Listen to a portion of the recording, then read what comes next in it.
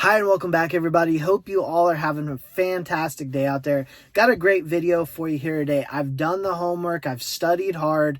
Now I'm about to hand you all the answers to the test. With that being said, think while I'm talking here, where do you believe Ripple and Stellar fit in all of this? I think you're going to like what we got for you today.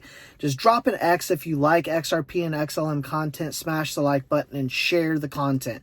Let others around the world know what is truly happening in this digital revolution, as I've got a 9-page document here, which I'm not going to read through it all and bore you all to death, but I have went through it extensively twice, and I've highlighted all the important parts. This is the United States Department of Treasury talking. Remarks by under the Secretary of International Affairs, Jay Sambaugh, on technologies and cross-border payments. First off, here, the United States Treasury, this is being said directly, right? The administration has a complementary role to play, one which we've been pursuing under the President's March 2022 Executive Order on digital assets. Now, this just came out just weeks ago. Haven't heard anyone comb through this document, by the way. Now, it says, today I hope to cover 3 things. Our current view on the landscape of international payments innovation, the U.S. objectives, values, and interests most relevant to cross-border payment innovations, and Treasury's priorities for improving cross-border payments. Moving on, cross-border payments need innovation. I think we can all attest to that. Cross-border payments are too slow, expensive, and difficult to access. This is particularly true for emerging markets and developing economies. Now, individuals may not know in advance how much cross-border payments will cost in bank and foreign exchange fees. They may not know how long payment's going to take. Differences in messaging formats between systems may introduce errors and cause failures in payment chains. This is the traditional system we're talking about. Now, for institutions, cross-border payments in some corridors may tie up capital and collateral against settlement risk for multiple days. And these are just some of the challenges. Now, the G20 recognizes these shortcomings, and in 2020 it launched a roadmap to enhance cross-border payments. The United States strongly supports this roadmap. It gets interesting as we go along here. Meanwhile, no one is waiting for the U.S. government to solve problems. Exactly. Take a look at what BRICS is doing.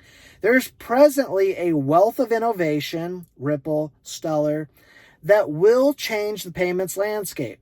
If the United States wants to further cross-border payment systems to align with our values and interests, we need to be in the game.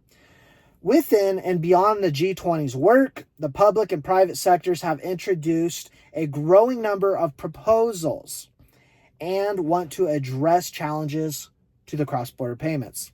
Now, many new technologies, such as Ripple and Stellar, I should say, have fast payment systems, distributed ledger technology, and asset tokenization.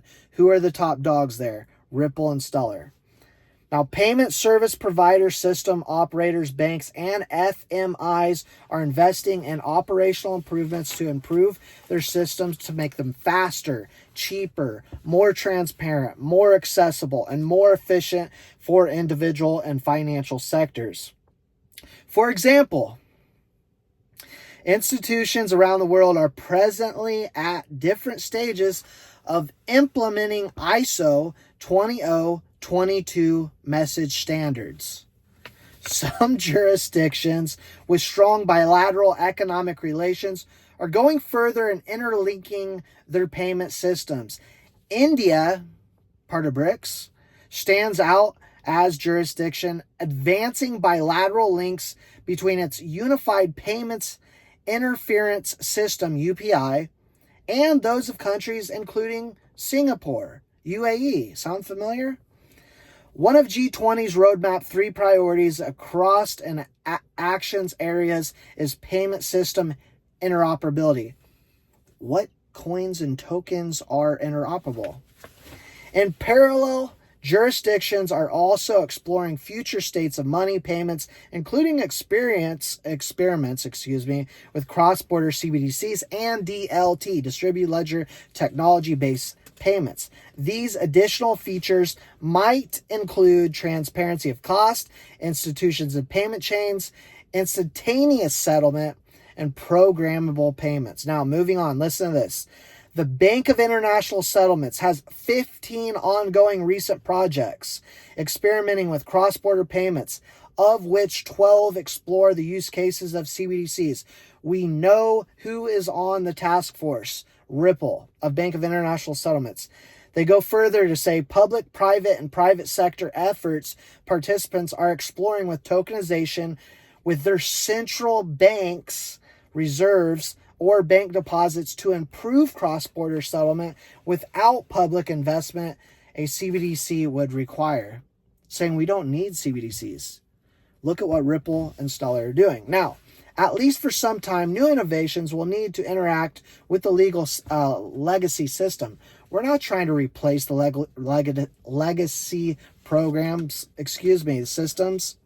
We're trying to enhance, and we should address the frictions and issues. Now, in sum, we face a landscape crowded with innovation and competing visions for the future of money and payments. They're talking about innovation like what startups Ripple and Stellar have done. Governments, markets, and individuals are eager for progress. If the United States and its partners do not lead in this area, other jurisdictions will. Now, lastly here, just a little bit more.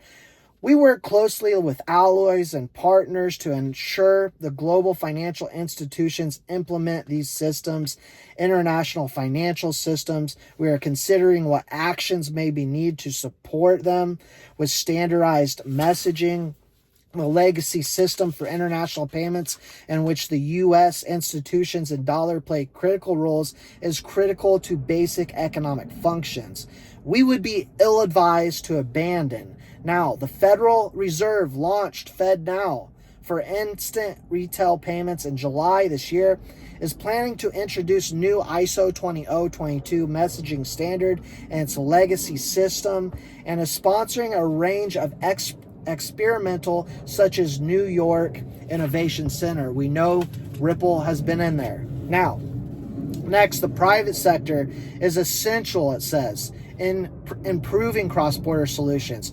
Private sector initiatives have advantages respect to incentives for continuous innovation and speed of developments. Lastly, such committees, such as the Committee of Payments, Market Infrastructures, and Financial Action Task Force, which we know Ripple is in, are necessary. United States has an interest in engaging with the evolution of payments and the payment systems. New systems and technologies will be needed to enter the coexist in context of the architecture. They must be interoperable across borders. They need to be bank-to-bank, non-bank-to-bank, which screams Ripple and Stellar to me.